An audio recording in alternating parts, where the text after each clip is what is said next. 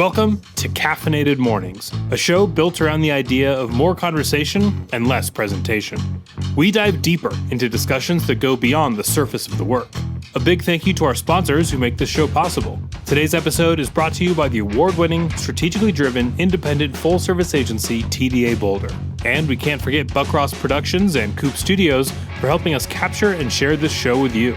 A special thanks to The Coffee Ride for keeping us caffeinated, and to Realtor Michelle Sander at Liv Sotheby's Realty, CU Brand Studios, Snappy Little Numbers for our theme music, and Pro Photo Rental for their continued support. In this episode, we join your favorite designer and host, Jay Farrakane, for an inspirational and thoughtful conversation with lifelong skateboarder, four-time founder, and recovered addict, Max Hofert. Max shares his journey into design through addiction and recovery, and how he chose channeling destruction into creation. This is one honest conversation about dedication, hard work, and commitment to what you believe in. So, settle in, top off your cup, and join us for a candid and caffeinated ride with the resilient Max Hofert. Let's go. Thanks, Max. How you doing, man? Thank you for being here. Doing great. Thank you guys for having me. I'm going to dive in a little bit and probably make you uncomfortable just by introducing you in that awkward kind of way that we have to. But for those of you that don't know him yet, Max Hofert is a designer, founder, builder, and a bold thinker who's carved out his own way of doing things, both in business and in life. His story is part obsession, part recovery, and 100% the relentless pursuit of design. Max sees branding, UX, making, directing, founding, skateboarding, and sobriety all connected parts of his life. He's built identities, teams, products, and now a platform focused on addiction recovery. He runs a thriving studio, builds startups through Powerbomb. You make me feel like I'm not doing enough, man. And he advises companies focused on protecting creators in the age of AI. And we're gonna talk a little bit about that in just a second. But first, I always like to give people a little bit of in on the work that we're about to witness. So we're gonna kind of sit back and enjoy.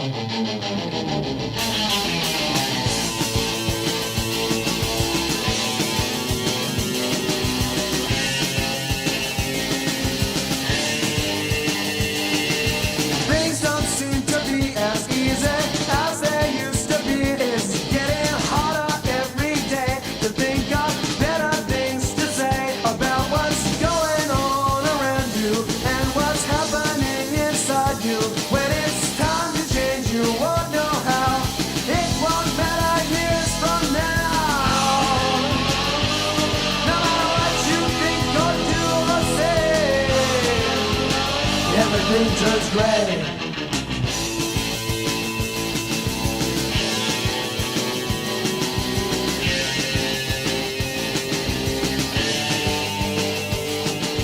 This is it, the darkest hour. Isn't it depressing how our minds create an atmosphere that won't happen here unless we make some new demands to grasp the future in our hands. You know I wish I could, but it's too late for senseless minds that love to hate. No matter what they think or do or say, everything turns gray.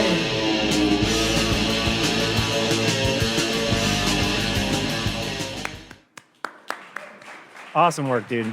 Great job on the music. Well, thank you for being here. I reached out to you a while ago about doing this show, and I think your response was, oh, you should meet Faye. Like, you totally deflected me. Do you remember doing this? Yeah. And so here, a nice move, by the way, on the deflection. You put us on hold, but here you're here now, and we're super stoked. I'm here. Yeah. I'm loving it. Well, I like to start at the beginning. I think there's something unique. I look at you and how long it's taken me to work on my career, and I've watched you really accelerate and move through to where you are today. And I know there's so much more, but I want to talk a little bit about your early creative journey. I think everyone always thinks it's some predetermined linear path, and it rarely is. CU, internships, human, launching your own thing, and looking back at all that, what stands out in the way that you chose to kind of get started? Yeah, so I tend to bounce around a lot in this because there's a lot of different pieces. So going back to the beginning, since even the earliest days I remember, my dad was an artist. and a skateboarder. And so he went to art school. I'm from Michigan, Grand Rapids. He went to Kendall. It's always been around. He's a fine artist, but he also did graffiti and built all these crazy ass ramps in our yard and spray paint them. But so I've literally always been around it. And so I started skateboarding when I was 3. And I guess it would be good to touch on the addiction because I think Well, we'll come to that. But it's interesting when you said you bounce around a lot, because I think that that's one of the things as a creative director, and I've looked at people's portfolios, one of the things I always pay attention to in designers past is like their kind of like timestamps. How long were you at certain places? And sometimes when I see people have been at a spot for a really long time, I'm like, you got comfortable or whatever that looks like. And I think if I take your skateboarding background and thinking about skating different spots, skating with different people, I think people with that background kind of take that into other parts of their life. Did that have a reason like why you were, I'm gonna go to this shop and I'm gonna kind of like skate with them for a little bit and I'm gonna go to this place? Is there any connection there or?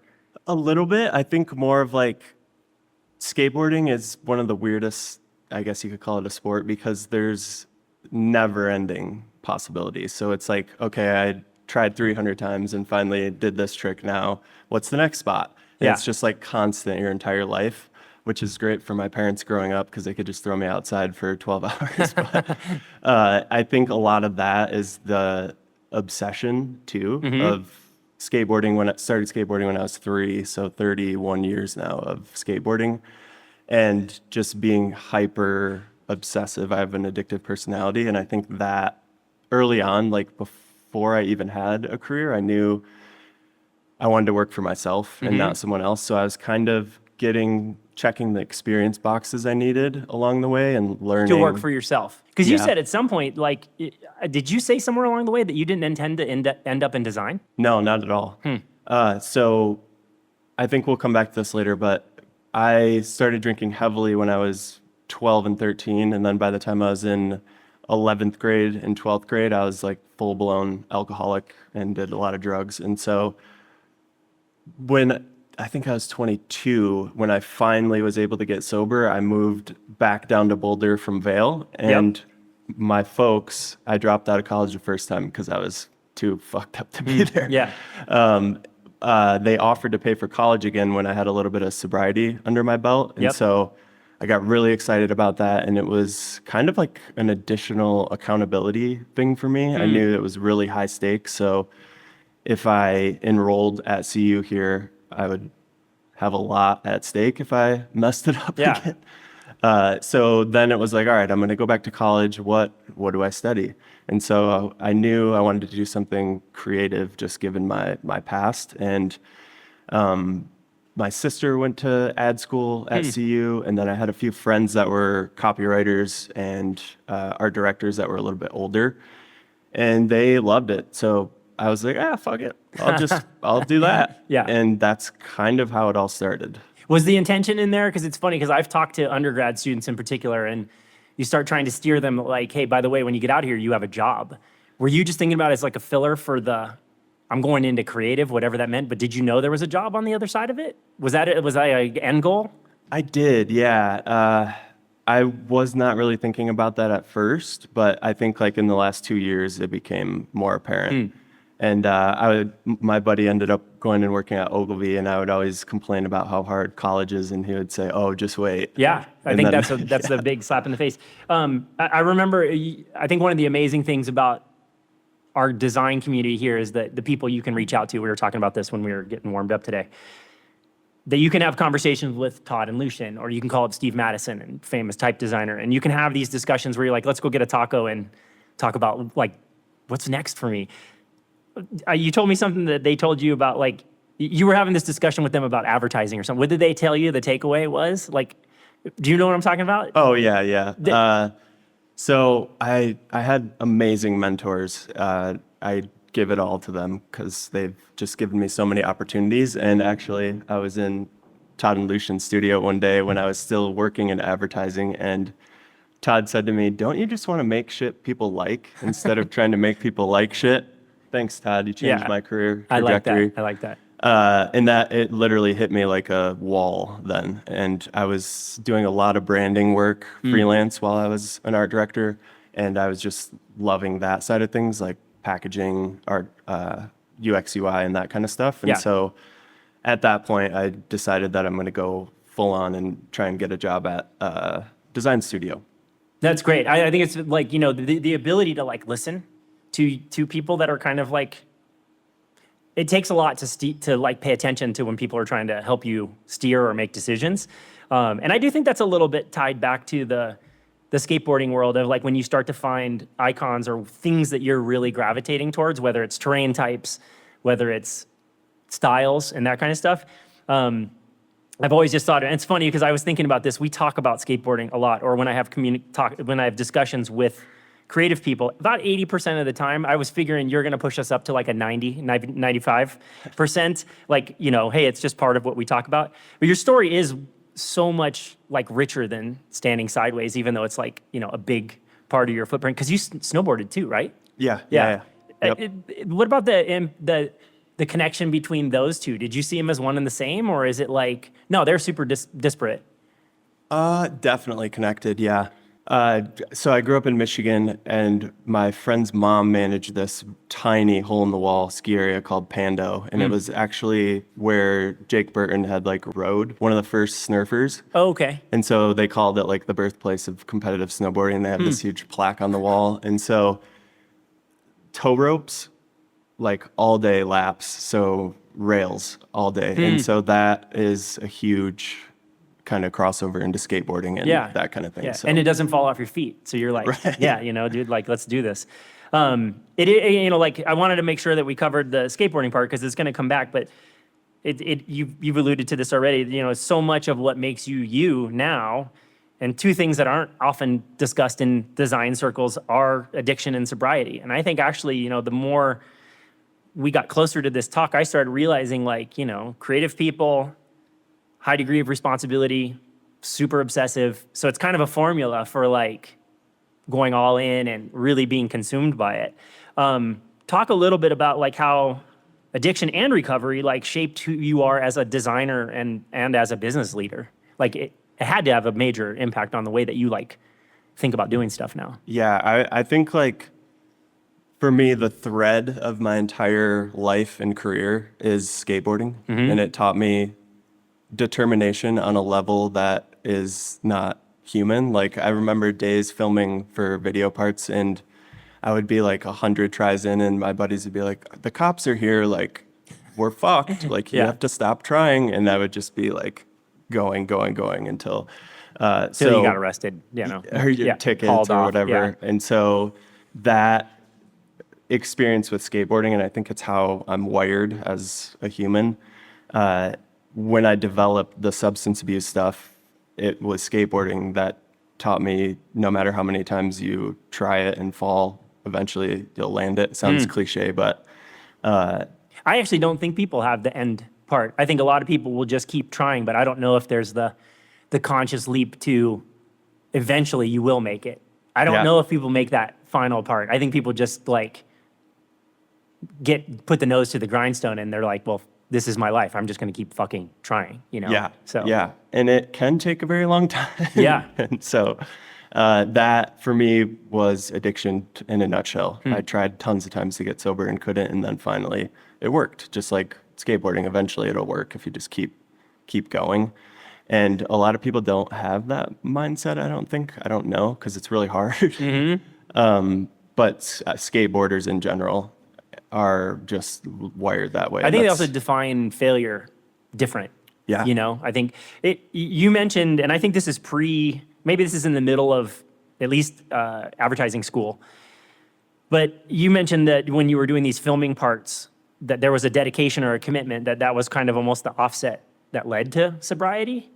Talk a little bit about like that dedication, because like you were telling me about to the degree of music picks, that cut sucks, like you can't use that clip, like that kind of stuff, like yeah. So definitely obsessed with all aspects of life. If I like something, there's no half trying it. It's like all in, all or nothing kind of thing. And filming video parts for anyone that skateboards is very grueling. Like the thing about addiction is it does not go away. You can't like therapy it out or something like that. You have to transfer that addictive energy into something that's not going to kill you or ruin your life. Right. And so for Or me, those around you too. Yeah. yeah, exactly. So for me, that unlock was everything on how I got sober, because when I lived in Vail in the mountains, I was so fucked up all the time. I did not even skateboard. And so I moved back down here, I started skateboarding again, and then that's when I started to obsess with that instead, and like really wanted to film a video part. And I had this community of people around me that weren't partying until 4 a.m. every day. They were filming for videos, and that's what we did every day. And so that was the support system I needed. I did AA for a little bit, but then I had like a weird sponsor that was giving me shit for going skateboarding, and I was like, all right, we're done. But I think that's indicative of your path too, is that you probably did that moment of exposure. Is this working? And then you've had this like self-guidance thing. I think that's actually a lot of like self-motivated good creatives, if you ask me, have this often censor around like, I don't think this is ideal for me. And some people will get hung up in the, I'm moving away from that now, because someone might see that as failure even, right? Oh, I didn't survive or I didn't finish the whole project or program. And I think that that's totally fine. Of like, once you see the signal of like, I don't think this is for me, why not move on to something new? Yeah. You know? And I mean, so I never would have got the first 60 days without AA. It's not that's not a good way to do it, but the skateboarding was just like, what was it for me? And so just transferring that obsession into that. And then I started filming a video part. I worked on it for 2 years straight.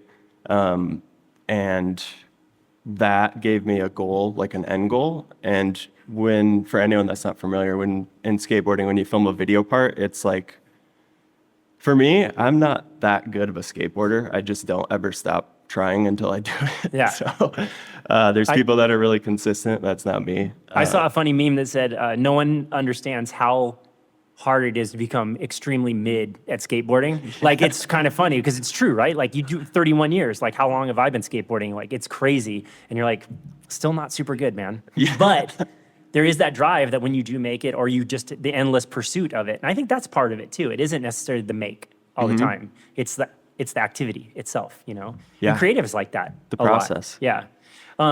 We talked about compartmentalization. I was joking with you of like, I'm trying out these, I'm terrible at it. Like, I'll be the guy that like, I leave one meeting and then I'm on the next phone call for another project, but I'm still processing the other one. And I've been trying to do this new thing where I call it the luxury space. And I'm like, I'm on this phone call for 45 minutes. I got 45 minutes committed to this specific thing. But when I heard you talk about how you kind of like, you transferred, okay, I'm not going to do this, I'm doing this now. Compartmentalization is an important part, especially of somebody that works on so many different projects and things like that. You run 3 businesses, your studio, Powerbomb, Romp, which is the app that you built on your own. How are you compartmentalizing and like knowing, okay, I'm working on this now? Because I think it's connected to how you were like, we're not doing this anymore. We're going to do this now. But now you're in this new phase, which is almost more complex, if you will. How are you working on dividing yourself up over those things? It's very, very challenging. And it's fine. It's like sometimes you're not always successful at it too, right? No, most of the time. For me, like the first few years of the branding studio, I realized that in 30 years or 20 years even, I'm not going to run a branding studio. I want to build something bigger, like a brand or a company, whatever. And so building so many people's businesses for them and with them gave me that experience. And then after a couple of years, I just started testing business ideas and see what stuck. And so it is really bad to stretch yourself across multiple things, but when you're trying to, like my studio is where all the revenue is generated. And so I use that into these other businesses. But I have to put all my focus into the revenue driving thing. I'm single provider for the family. And so there's a lot of pressure to not fuck that up. Right.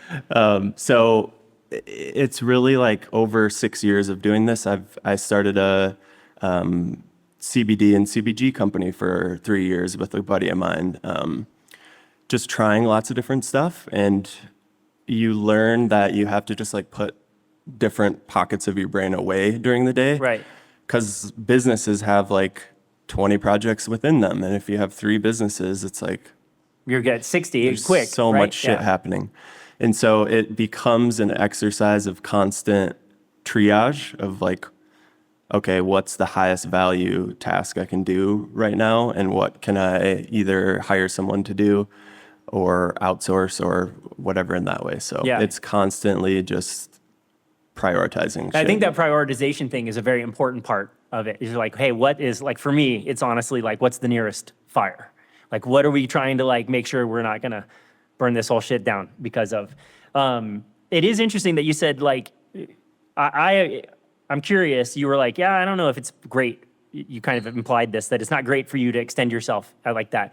I think I had this discussion with another creative director friend of mine, and I'm like, I think humans we're much more expansive than we think we are. Like everyone's like, oh, you should get more sleep or you should take vitamins, whatever. And like sometimes I'm like, no, dude, you should just fucking run a marathon and not sleep and see what that does. Yeah. But and that's not good. That's bad advice. So don't take that. But the thing that I was thinking is a lot of times when I get stuck, and I'm fortunate to have multiple projects, when I get stuck on one, I found that if I go work on the other thing, my crazy brain will be like, oh, I fucking solved the other one because I got out of my own way. Yeah. Do you find any of that? That's so crucial. You cannot just sit all day. Yeah. I say that, but it happens to me all the time. But when I bake in time to my calendar to go out on my bike or something like that during lunch, that's when the ideas start unlocking. It's not when you're at your desk or whatever. It's like my commute to and from work on my bike every day to my office is like where all of my ideas happen. I like pull over and write shit down all the time. Yeah. And so if I remove that thing, like I don't want to drive to work because of that. Yeah. So it's those times away from the desk where all the shit happens, honestly. And you said something powerful in the lead up to this, and you kind of alluded to this too, but you're like, I don't do anything part way. I think that is a common theme with, people with obsessive or addictive personalities, AKA designers and creatives and all those kind of people. Has that mindset cost you anything along the way where you're like, shit, dude, that like took me down this path of like, my addiction, like, did you follow one idea too long, or did you put too much energy into a business that never made it? Like, has that mindset kind of had a negative effect where you're like, okay, I gotta check that thing? Every day. Really? Yeah. Huh. Because it's like, okay, say we get a $50,000 project, and then you do the math and you're like, oh, but what if we had this illustrator? And then you figure out that illustrator is $7,000, whatever. And you're like, well, it's got to be really good. Let's do it. So that kind of thing has got me in trouble in the past. I'm better at it now, but it is a constant battle. Yeah. It is interesting to think about that too, because I remember you mentioned this, like you are a designer yourself. Right now, you're primarily running teams. Like, how much like of your life is spent? Are you doing like actually like pixel to pixel like design right now, or? Yeah, this year way more.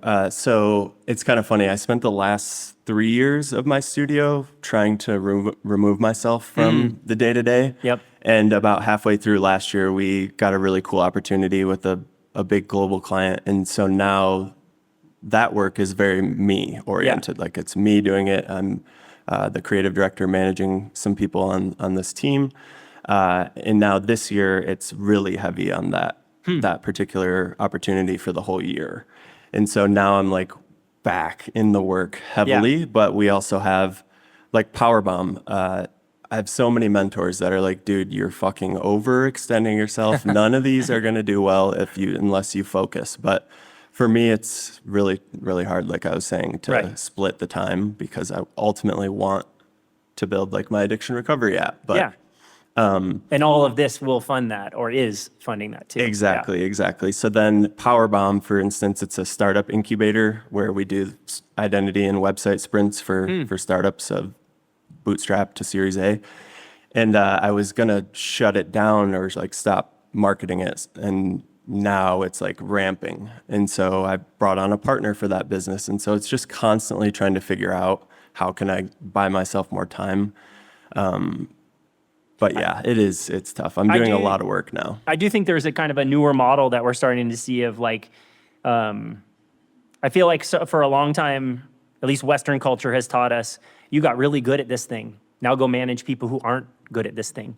And I think we're kind of like hitting an interesting middle ground that I'm meeting a lot of senior creatives and like very like senior, like executive level creative people that are like hands are in the work because there are tools that are accessible to them and they're not doing finished design or, you know, the 90th banner that goes out or whatever, but there's a degree of them really being familiar with the stuff that is making it. Yeah. And so I was curious about how that, you know, you were getting in there. I often joke I became a designer to design, and then you find yourself at a certain point in your career and you're like managing people that Yeah. do design.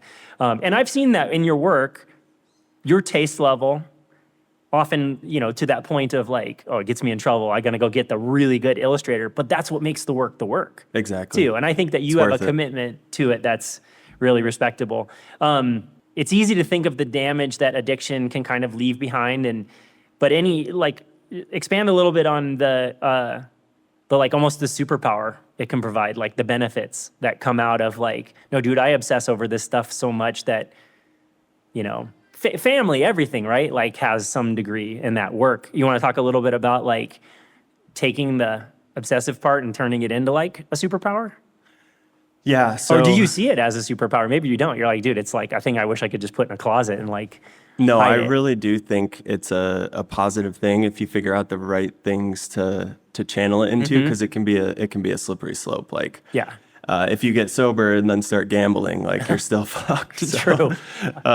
yeah, I just kind of figured out like net positive things, like building businesses. That's what I love to do. It's just you are wearing so many hats.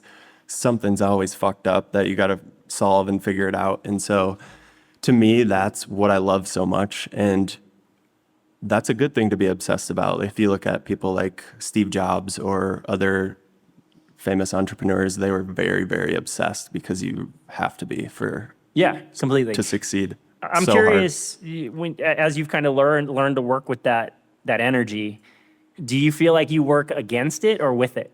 Like, I know it's a subtlety, but like, are you like repelling it or are you using it as like a momentum builder? Or does it depend on the day too? I don't think about it that often. I just like do it. Yeah. So, I bet you that's just the obsessive like carryover though too, But because it's y- just, if you ask my wife, she would tell you differently. So, yeah, we're going to have her on next. it can be a slippery slope, because if you're addicted to work, that's not healthy either. But have to figure out how to balance stuff. Do you put up hard walls between the work? I had a creative partner that if we weren't in the studio, we didn't talk about work. He had the Allen Iverson. Has anyone ever heard the Allen Iverson? Are we talking about basketball? You know this interview? I think so. So he was being interviewed and they were asking him some questions and he didn't like where it was going. So he's like, are we talking about basketball right now? He just started yelling. And actually I was like, we were on a bike ride and I said, hey, you know what? I was thinking about that project. And he goes, we talking about work right now? Like he started getting mad at me and I'm like, oh, because I use my bike rides and things like that to process my work. And so I was like, oh, I'm going to exchange it. But in the construct of life-work balance, do you draw walls? Do you let them mingle? Like, how do you balance it? I think the goal is to not have work-life balance for me, honestly. It's work. I think someone said work-life integration one time. But if I could be unemployed for the rest of my life, I would choose not to do so, because I love what I do. I love this shit. So Yeah. it's like what the businesses I'm building are part of who I am, and it's my life. So there doesn't need to be separation. Yeah. Obviously, when I go home, it's like phone in the drawer, hang out with my kids, be as present as possible, knowing that the world's burning Yeah. behind me. True. With everything. But I think of it more like that. Like, I don't want to retire. I want to do this shit as long as I can. So, Yeah, I think I spent a period of my career too, like trying to wall off, and I felt that was more work than it was. And then now it's not like, yeah, I love turning my brain off and things like that, but I find that if I allow myself to work when I'm inspired, I'm going to go do that. And I get up from watching TV or whatever it is. I think that's I don't know who's selling us that idea right now that it should be separate, but I think it's integration too. if your job sucks, you need that. Yeah, I guess. Yeah. If you love what you do, I think it's a positive thing to kind of have boundaries, of course, but some interplay between the two. Design is a very interesting trade that there is you can do it without loving it, but will you do it really well? And it's not like, I've met really good carpenters and really good electricians and stuff, and they don't love what they do at all. There might be a few, but like designers for the most part, if you're working on things that are halfway cool, like you're usually pretty like, that's fucking awesome, dude. Like that's not a true like a thing that happens in a lot of industries. So it's rad to hear you say that, it is who I am, because it really is. Like in some weird way, I was like I was telling somebody like building fence. When I'm building fence at my place, I'm like, it's a design project. It's a problem to solve, It's like kids too. I remember reading a book at some point that I'm like, there was like, with boys, there's really only two problems. Like solve those two problems. They're hungry or tired. And I'm like, oh, you solved that. We're on. But yeah, it's interesting. A little bit of like, I wanted to ask you kind of some things, and you've talked about mentors, and I have to believe you're kind of exchanging that to people around you. I know there's a lot of people in this room that really look up to you and what you're doing. If you could teach only one design skill to a new creative, like what would that be? Purely design. Purely design. Typography. Yeah. I think it's getting more and more overlooked. I'm obsessed with typography over anything else. I've always went and got old type specimen books and just studied them like crazy and obsessed over type. And that can make or break a project. You can communicate 50 different things in 50 different ways just by using a different typeface. So I think it's the strongest piece of communication you can master. When you're in your research of type and stuff like that, are you kind of looking at it's so many times you tell somebody, oh, that font was designed for mail and it was designed to be able to use at really small scales. You go work on a brand that does nanotechnology. There could be a connection there. Are you thinking about it in those kind of meta terms? Yeah, absolutely. Yeah, so if it's for instance, we had a trucking company a while ago, and one of the typefaces was inspired by metal type and manufacturing. And so those stories that you can interweave in there definitely help. Yeah. A lot of times clients don't really care that much, but they appreciate the detail. But I think that it does in some way, the job of the designer, if you ask me, is to always do something with reason, and it just kind of cements that too. I think type is one of my favorite design tools, simply because it's so inexhaustible. Literally, it's you can just keep using it over and over again and do it big or small or whatever, and it has a lot of the amount impact. of money I have spent on typefaces. How do you know when you found the right thing? Is it a gut feeling? Is it the client liked it? Or does it move around? How do you know when you found the right font for something? Well, I think there's two pieces of that. In general, I'll have hundreds of typefaces, especially if you're doing a custom word mark. It'll be hundreds in there. That's where I spend the most time. Yeah.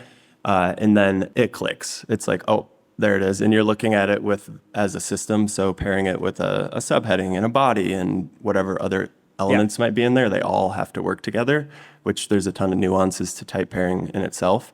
But it clicks. You just know right away, oh, there it is. And then, so that's part one. But part two is then translating that to the client and having them approve it. Right. And then is there any man, we really wanted to use this, but it's where their product exists or where their brand functions that it's hard to implement? Do you ever have to make accommodations along that way? So I see brands as very fluid, dynamic things. So if a typeface doesn't work in UI, if it's not accessible or something, there can be a display typeface for UI. And so the systems can extend in so many different ways. But see, that's an interesting thing, and I think that's a very skateboarding look at it, because very often when designers look at design systems, they think of them as these extremely hardened, published rules.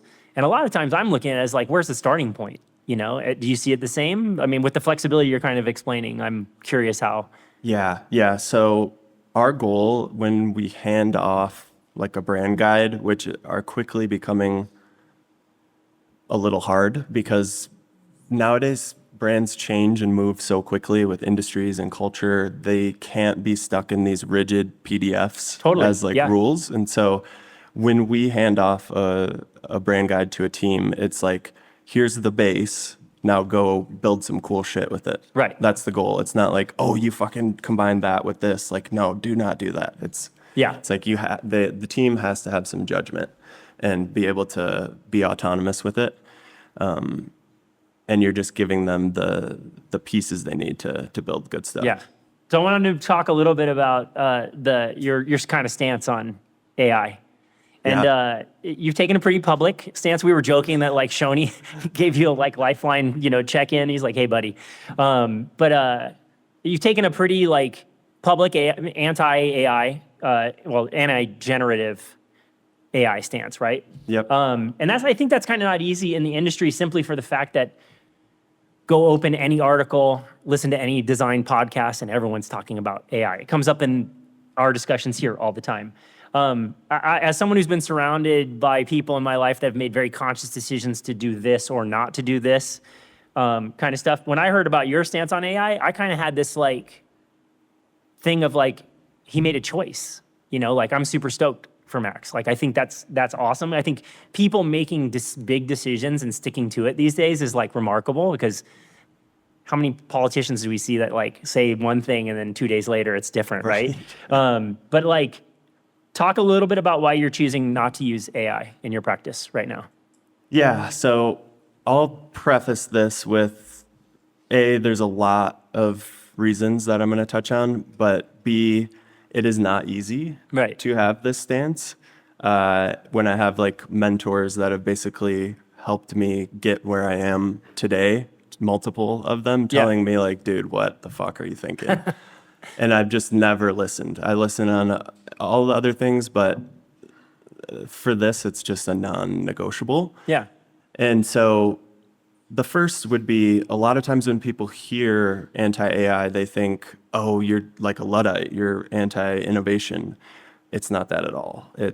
We build in tech all the time. We build software, we build all sorts of shit. And so it's not anti-innovation, it's a pro-ethic thing. And so if you look at generative AI, and I have a deep understanding for how these large language models work and the technology behind them, they are the world's largest pirated intellectual property database that was taken from the history of the world without consent or compensation. By the people that created it. Yeah, exactly. So if you remove that piracy out of the equation, the companies that are taking up 30% of our stock market today could not exist, literally. They're not even profitable right now, trying to run server costs without having to pay for people's life's work. Yep. So that's the first part of it. And I obviously have an art background. And so I feel like there's a few things in life that are worth fighting for at all costs, and creativity and self-expression and people's art is one of them. And that can be writing, it can be painting, it can be digital art. And so there's also a lot of people that compare it to things like the digital camera or the print press or Photoshop, the invention of those things. But Photoshop is like an absolutely incredible engineering feat. It's absolutely incredible innovation. And same with Figma. Like, they spent $5 million on engineering just to build the prototype. It's unheard of innovation. That stuff, the digital camera, did not require any stolen intellectual property to create. That's what makes those things novel.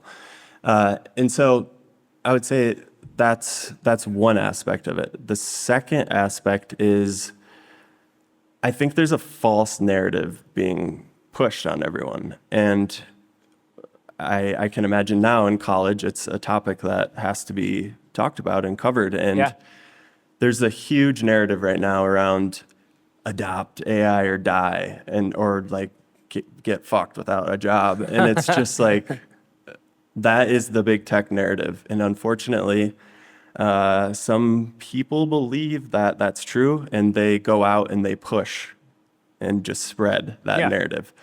And because there's commerce behind it, right? 30% of the stock market has a fairly good chunk of momentum that's going to drive a lot of narrative too. Exactly. And it's just not true. Yeah. It's completely not true. If you think about all the inventions and innovation up to today have been created by the human brain.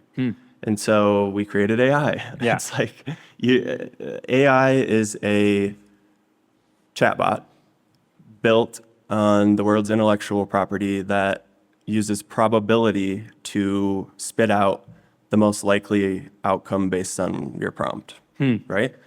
That's just how the technology works. And people say it's a tool. It's not a tool, it's a service.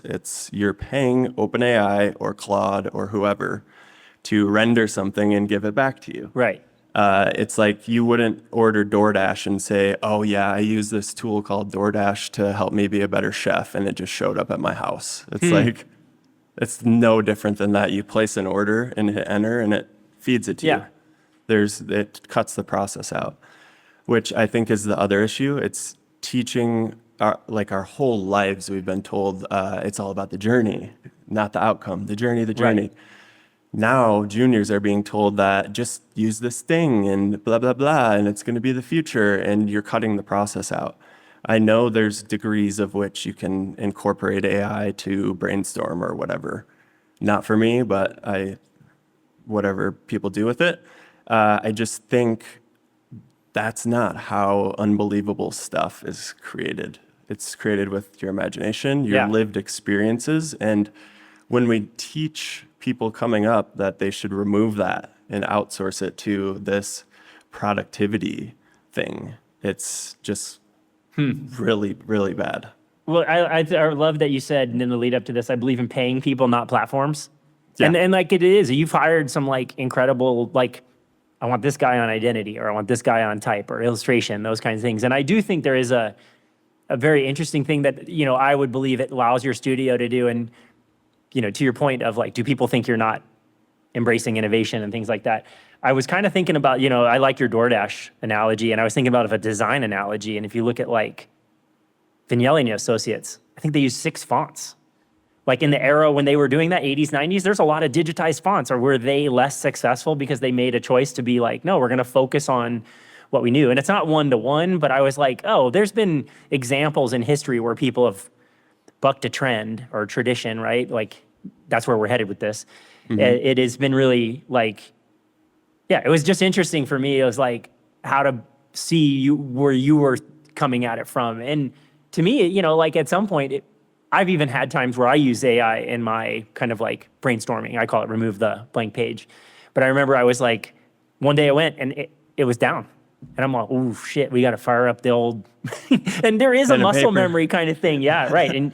And I think there's a little bit of a blend of it all. And I was just really curious about like giving you all the opportunity to talk about it, because how has the response been to it? Like you've mentioned mentors have like, said, was it more of like, don't talk about it? Or is it more of like, where are you coming from in this? Or both?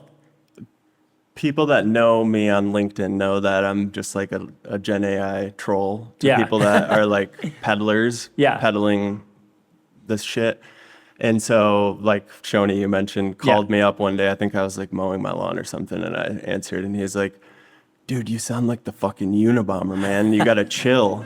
And I just kind of laughed it off, man, because I'm like, I'm not going to not do that. Like there has to be pushback on this stuff. Yeah.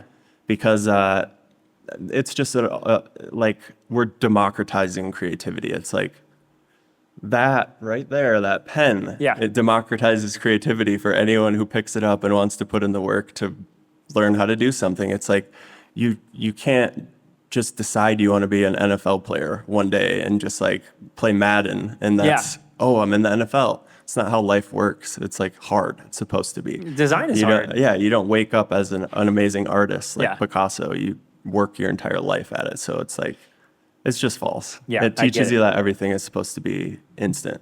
And that's not That's actually, I got an opportunity to speak to Paris's class yesterday, and most of the students in that, interview or whatever, we got the little presentation I got to do. I was so like, it did my heart good that there's all these kids that want to learn to be art directors. And I kind of half knew like, man, you guys got some shit to go through, but there was never a discussion around like what AI tools are you using. Like people were just curious about making, and that felt really good. So, all right, moving into our lightning round here. You ready for this? Yeah. So I'm going to give you a bunch of words, and then you're going to kind of give me, we're going to build on them. So first one is, in order, you're going to prioritize these for me. Research, strategy, design. You just said them in order. Yep. Do you always start research? Yeah. Every time. Yeah. It's funny. I was talking to somebody about the creative process and back to this idea of hardened systems. I was like, I remember thinking processes don't have to be rigid. I look at them as like an accordion now, but no matter what, research is so critical to like everything you do. So Yeah, and it comes like research is to ground yourself in, okay, what's the problem we're trying to solve? What's happening in XYZ industry? And then you jump into strategy of like, how do we translate that to who this person is? And then it's like, okay, now we go back into research and we have to go further. And so like competitive analysis is where we spend a shitload of time in brand positioning. And so that is very in-depth research phase. So it kind of comes it's a little back in pockets. Yeah. Yeah. This is funny. I've noticed people using this term more and more interchangeably when they talk about the people they're working with, customers or clients. Depends which business. No way. Okay. Yeah. That's actually, that's right. Yeah, I get it. So studio, it's clients. With Powerbomb, that's startup incubator, that's productized. So we say customer because it's all predetermined packages. So that's where it shifts. Yeah. Rapid prototype or slow build? Rapid prototype for sure. Adobe or Figma?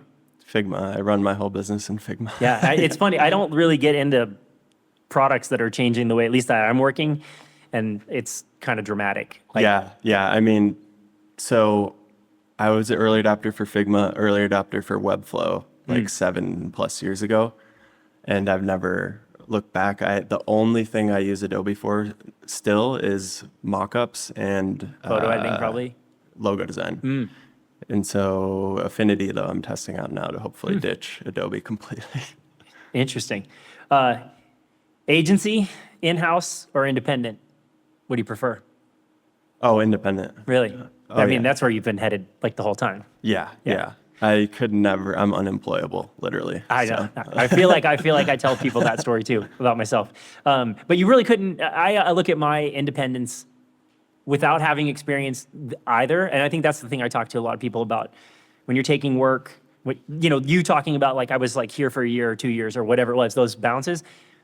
It took me a really long time to realize I didn't work at those places because I had a similar pattern. I wasn't working at places to figure out how I wanted to work. I was figuring out what I didn't want to do.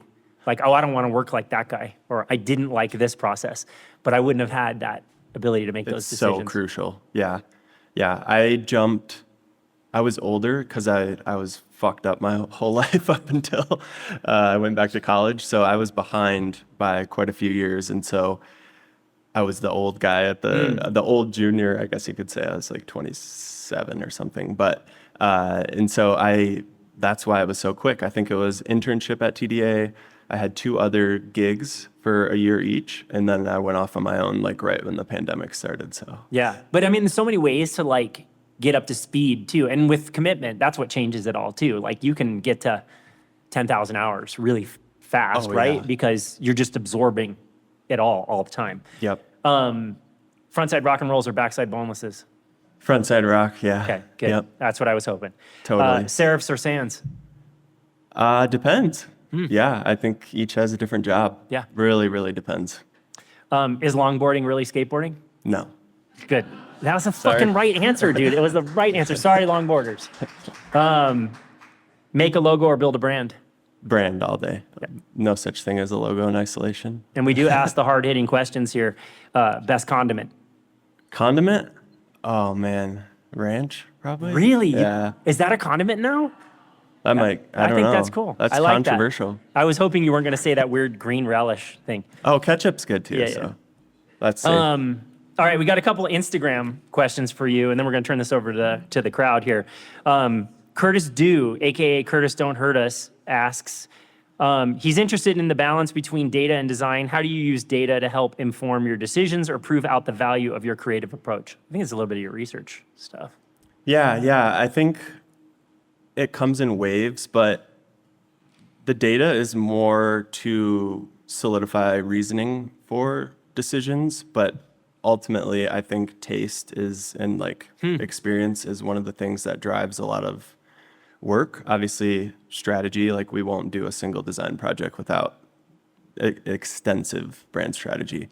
You have to have that for any design process. But I think a data is more of like a gut check. Are we headed in the right way? But data cannot be the thing. So there was a time period where it's all metrics a couple years ago, Yeah. and that's just dying because we're building for humans, not metrics, and we're just changing all the time. So yeah, I think it's... I love hearing that because it's funny because when you start thinking about like that world where I felt like that was the early version of AI, right? Like everyone was pushing on like, hey, you have to run all your creative through these testing platforms and things like that, and then you're going to get response rates. And then I was like, oh God, I don't want to do that. So I'm kind of thankful that we're... So my life now is a lot of that. And so it's more of like a gut check. I prefer qualitative Yes. data over that. So if we can sit and watch someone interact with a product behind a wall or something and how they react and what they say to it, that validates all of our thinking. And Right. when people start saying the reasoning behind why you made certain decisions, it's like, oh shit, here we did it. Yeah. So I think that type of data is extremely valuable. What is the, what does it look like when you're like, because I've been on the other side of the window watching somebody interact with things I've made, and you're like, no, why are you fucking clicking on that? What do you like, and then you have to go back and rethink it, but what's your process when it doesn't go right? Oh, we were wrong. Are you ever wrong? Yeah. I Okay. mean, yeah. But it's also really hard because you have to be careful you have to be really targeted with who the people are and making sure that they are the target audience in Yes. very deep depth. We talked about Because context. It's like my whole problem with the MVP model is startups are dying so fast because they put out these MVPs and they'll have their aunt and uncle test it. They'll have just random fucking people that wouldn't even use the product. Yeah. And then they just iterate based on that constantly, and then their money's gone. And so you have to be very selective with who you implement advice from.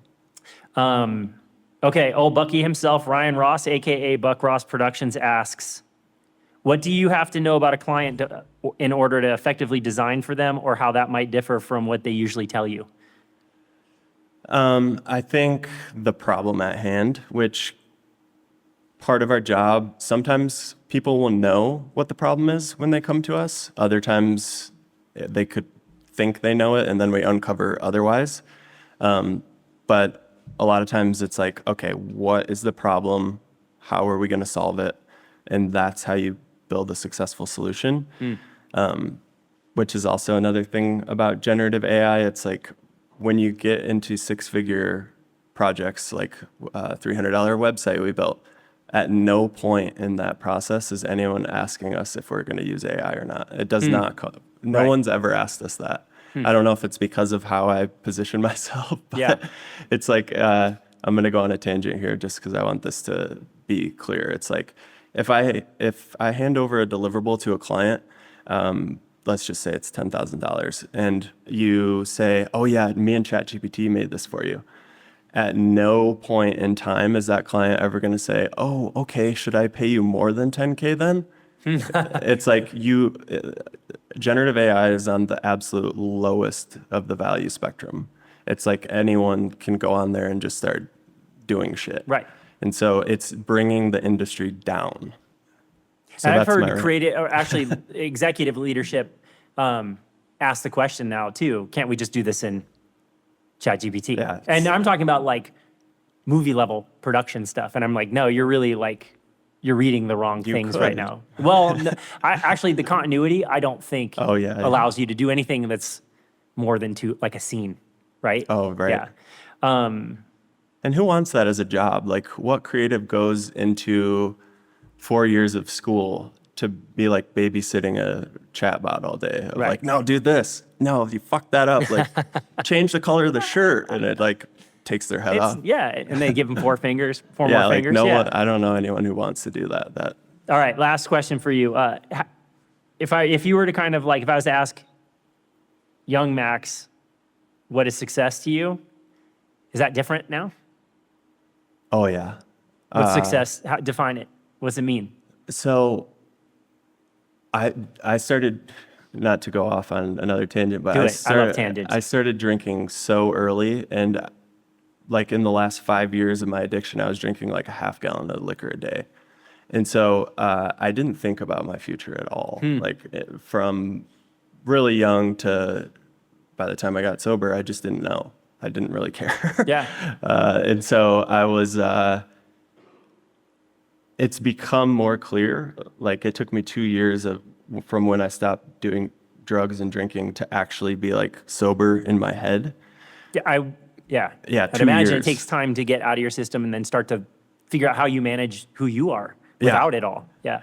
So I knew I had to do something creative, and it's just become more clear and more clear as I put myself in different opportunities and try different things that, yeah, I just want to build shit until I'm dead. So the space to build shit is like the sign of success for you. Like I'm making it because Yeah, it's Yeah. like the ultimate dopamine hit running a business, because there's so many downs, but the ups they're really good. So Yeah. it's always something new.